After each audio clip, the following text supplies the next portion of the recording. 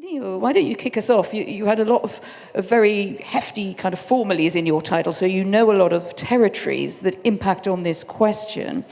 Just give us your introductory thoughts about UK and the global economy and what next. Thank you very much for the introduction, and thank you very much for the invitation.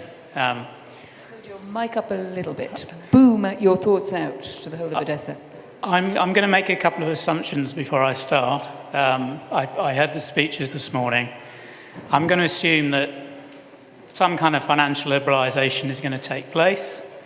And unlike Varoufakis, much as I agree with him that we should reform Bretton Woods, I'm going to assume that actually the macro environment's going to stay pretty much the same, which means the US is going to be generating deficits, there's going to be a surplus of dollars, and it's looking for new people to absorb those surpluses. So it's looking for new ways to kind of keep the show on the road.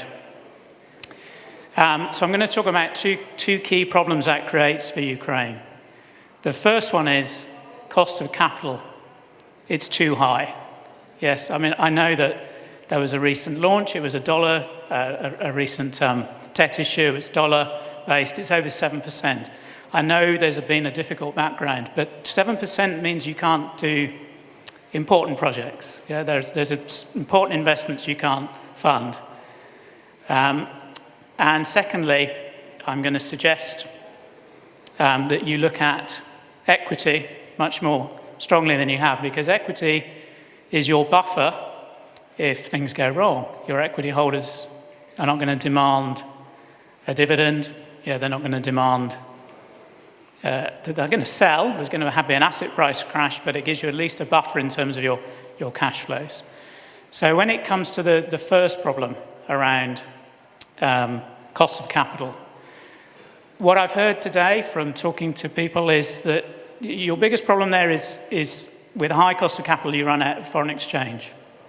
So you attract investment, you go for liberalisation, things go fine for a few years, yeah, the currency appreciates, then things go wrong, you don't have any FX. So I had some quite reassuring discussions this morning with people from the central bank that when you do liberalise, you're going to have settlement in local currency. So this is a really good news story, yes? This is what Brazil did. Yeah, that means your banking system isn't going to run out of foreign exchange when you have a liquidity crisis, because it will come. So I think there are some good stories there.